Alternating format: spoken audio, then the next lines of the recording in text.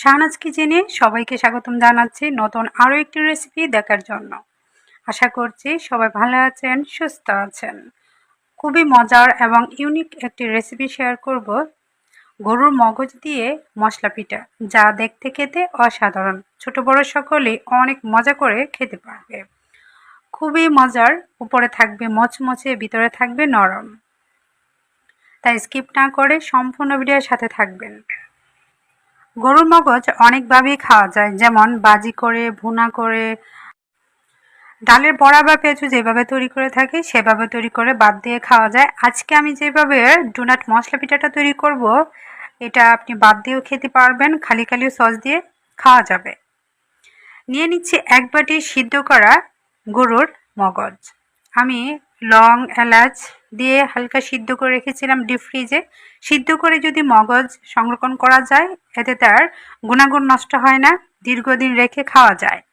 কাঁচা অবস্থায় আপনি অনেক দিন পর্যন্ত রাখতে পারবেন না, বাজে একটি গন্ধ আসবে আর খাবারের আসল টেস্টটাই পাওয়া যাবে না। মগজ এমনি ভাজি করে অনেকে খেতে পারে না, যেমন আমার বাসায় চলছে না যে খালি খালি মগজ ভাজি করে খাওয়াটা। তাই ভাবছি এটা দিয়ে কি করা যায়। তো করে ফেললাম একটি প্ল্যান। তারপর মশলা পিঠা তৈরি করে নিয়েছি, চেটেপুটে খেয়ে নিয়েছে, খুবই অসাধারণ স্বাদের ছিল। আর এটা বাদ দিয়েও খাওয়া যায়, বাদ দিয়েও খেয়েছি। যারা এমনিতে খেতে পছন্দ করে না তারা বাদ দিয়ে খাবেন পেঁয়াজুর মতো। ভালো করে কষিয়ে নিচ্ছি।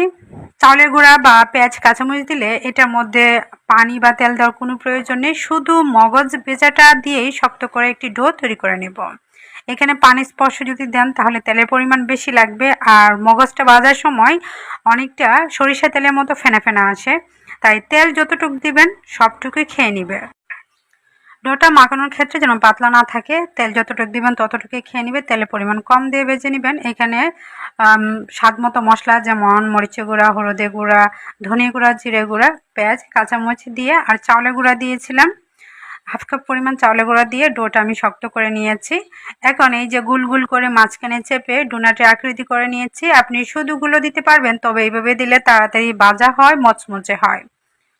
যেহেতু মগজটা কিছু নরম থাকে, ভাজার ক্ষেত্রে অনেকটা সময় নিয়ে স্লো আছে ভেজে নিতে হবে, তাহলে মচমচে হবে। সবগুলো একইভাবে বানিয়ে নিয়েছি। কতটা দেখতে সুন্দর দেখাচ্ছে, তাই না? এমন একটি নাস্তা আপনি বাচ্চাদের টিফিনে দিতে পারেন, খুবই স্বাস্থ্যসম্মত এবং খুবই সুস্বাদু।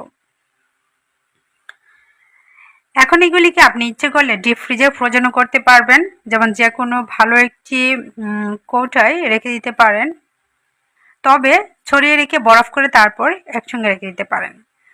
তেল আমি বেশি দিই নাই, অল্প পরিমাণ তেল দিয়েছি। আর দুই খোলা মানে দুই ভাগে আমার ভেজে নিতে হবে। প্রথমগুলি এক সাইডে ব্রাউন কালার হয়ে যাওয়ার পর উল্টিয়ে পাল্টিয়ে দিচ্ছি। এইভাবেই প্রত্যেকটা ভেজে নিব। যতক্ষণ পর্যন্ত মচমচে উপর অংশটা না হচ্ছে ততক্ষণ পর্যন্তই ভেজে নিব। মাঝারি আঁচে করে ভাজতে হবে, হাই ফ্লেমে দিলে উপরের অংশে একবারে পড়ে যাবে আর ভিতরের অংশে কাঁচা থেকে যাবে। মগজের কিন্তু আলাদা একটি গন্ধ আছে, সেই গন্ধটা বাজে লাগবে, তাই আপনি মাঝারি আঁচে করে উল্টিয়ে পাল্টিয়ে ভেজে নেবেন। দেখুন কতটা ফেনে ফেনে আসছে, মনে হচ্ছে সরিষার তেলে দিয়ে ভাজা হচ্ছে।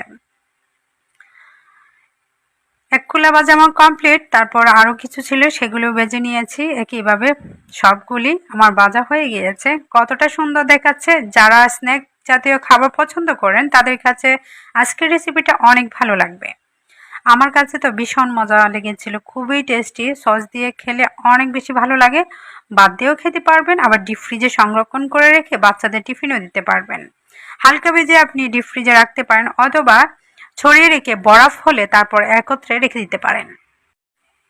আশা করছি আজকের রেসিপিটা অনেকের কাছে ভালো লাগবে। ভালো লাগলে ভালো একটি কমেন্ট করবেন। ইউটিউব থেকে দেখে থাকলে সাবস্ক্রাইব করার পর অল বাটনে ক্লিক করবেন। ফেসবুক পেজ থেকে দেখলে পেজটা ফলো দেবেন।